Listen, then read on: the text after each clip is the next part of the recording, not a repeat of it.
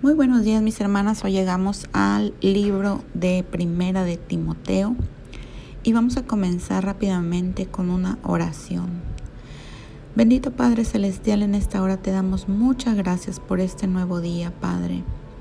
Queremos pedirte en esta hora que tú ilumines nuestro entendimiento, Señor, para que al leer y estudiar tu palabra, pues nosotros podamos entender todo lo que tú tienes para nosotras, Señor. Abre nuestro corazón para darnos cuenta de tu voluntad y de cómo hacer realidad en nuestras acciones todo lo que tú quieres en nosotras, Señor. Instrúyenos en tus caminos, Señor. Te lo pedimos en el nombre de Cristo Jesús. Amén. Esta carta, hermanas, está dirigida a Timoteo, a quien el apóstol Pablo considera su hijo en la fe. Y aquí Pablo nos ofrece instrucciones generales para la vida en la iglesia, que incluye dar gracias, orar, mantenerse alejado de las enseñanzas falsas, y también ofrece instrucciones sobre cómo las mujeres deben vestir y actuar y cómo deben vivir los líderes de la iglesia. Casi todas las cartas de Pablo incluyen al principio una sección de acción de gracias, pero en Primera de Timoteo esto se sustituye por advertencias sobre los falsos maestros. Entonces, mis hermanas, vamos a ir leyendo y comentando. Dice: Pablo, apóstol de Jesucristo, por la ordenación de Dios nuestro Salvador y del Señor Jesucristo nuestra esperanza, a Timoteo, verdadero hijo en la fe, gracia, misericordia y paz de Dios nuestro Padre y de Cristo Jesús nuestro Señor. Como te rogué que te quedases en Éfeso cuando partí para Macedonia, para que requirieses algunos que no enseñen diversa doctrina. Aquí vemos que Pablo se llama a sí mismo apóstol, o sea, uno que es enviado. Él fue enviado por Jesucristo para llevar el mensaje de salvación a los gentiles. Y para mayor información sobre Pablo podemos ver su perfil en Hechos 9, ahí tenemos toda la historia. ¿Cómo llegó Pablo a ser un apóstol por mandato de Dios? Pues en Hechos 13:2 el Espíritu Santo dijo a través de los profetas: apartadme a Bernabé y Saulo, que es Pablo, para la obra a lo que los he llamado. Pablo visitó por primera vez Éfeso en su segundo viaje misionero, y más tarde en su tercer viaje misionero permaneció ahí por casi 3 años. Éfeso, juntamente con Roma, Corinto, Antioquía, Alejandría, era una de las ciudades más grandes en el Imperio Romano y era un centro para el comercio, la política y las religiones de Asia Menor, y el lugar en que el templo dedicado a la diosa Artemisa o la famosa diosa Diana estaba localizado. Vamos a continuar leyendo. En el versículo 4 dice: ni presten atención a fábulas y genealogías sin término, que antes engendran cuestiones para la edificación de Dios, que es por fe, así te encargo ahora. Pues el fin del mandamiento es la caridad nacida de corazón limpio y de buena conciencia y de fe no fingida, de lo cual, distrayéndose algunos, se apartaron a vanas pláticas, queriendo ser doctores de la ley sin entender lo que hablan ni lo que afirman.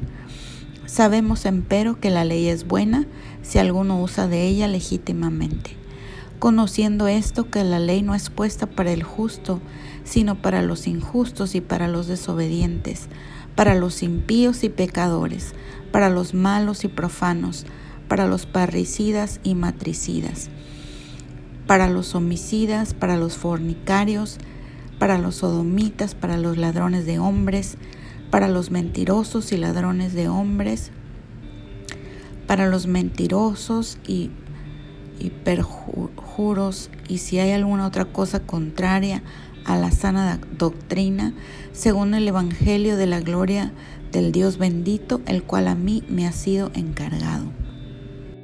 En esta iglesia de Éfeso, hermanas, vemos que había algunos falsos maestros que estaban motivados por sus propios intereses, enseñando falsas doctrinas, y como les digo, eran motivados por sus propios intereses y no por los de nuestro Señor Jesús, ¿verdad? Y ellos enredaron a la iglesia en muchas cosas irrelevantes que no tenían importancia y le restaban tiempo para el estudio de la verdad. Y aquí es muy importante aprender que debemos de conocer las Sagradas Escrituras, la palabra de Dios, para aplicarla cada día en nuestras vidas y conocerla, y así detectar quiénes son esos falsos maestros que ha habido desde siempre y sigue habiendo. Una de las características de estos falsos maestros es que ellos siempre están motivados por un deseo como de poder, de prestigio. Siempre quieren como que la gloria para ellos. Y los maestros cristianos genuinos, ellos están motivados por una fe sincera y por el deseo de hacer lo correcto.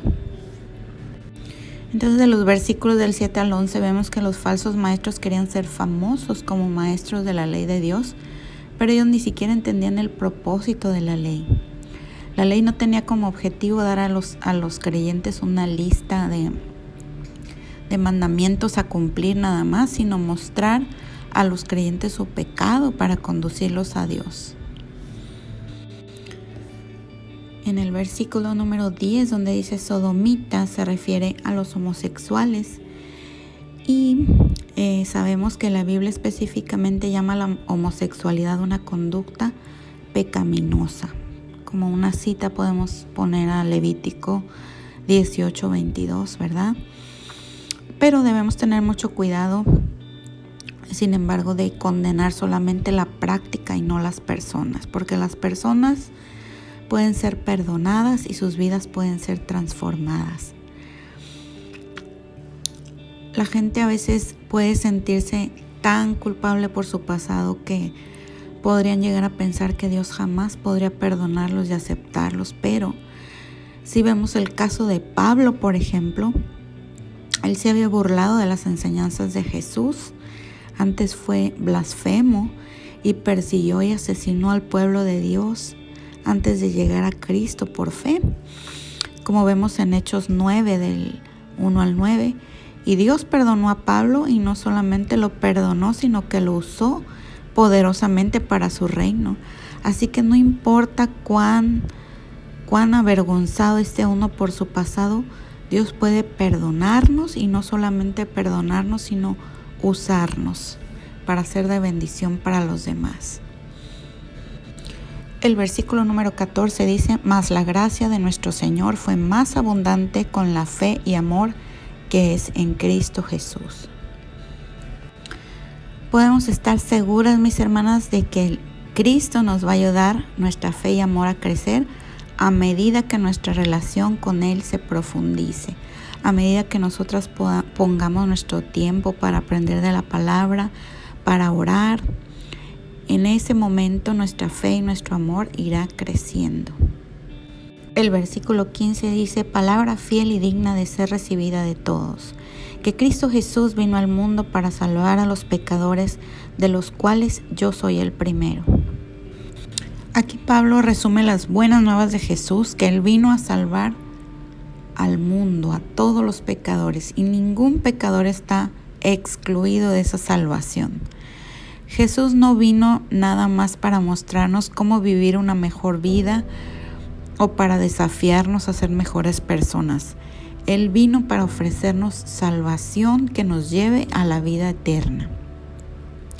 Y si alguien aquí me está escuchando que no ha recibido ese ofrecimiento, pues yo le invito en esta hora que considere hacer una oración entregándole su corazón a Jesús, para que Él le muestre el camino a seguir y usted reciba esa salvación de vida eterna. También vemos que Pablo se llama a sí mismo como el peor o el primero de los pecadores. A Pablo pues lo tenemos como un gran héroe de la fe, pero él nunca se vio a sí mismo de esa manera, porque él se acordaba de su vida antes de conocer a Cristo. Y mientras más comprendía la gracia de Dios, más consciente estaba de su propia pecaminosidad. Así es como Nuestra vida cristiana, hermanas, debe de estar marcada por humildad y gratitud. Nunca debemos de olvidarnos de dónde nos sacó el Señor, porque nosotros también somos pecadores y somos salvas por gracia.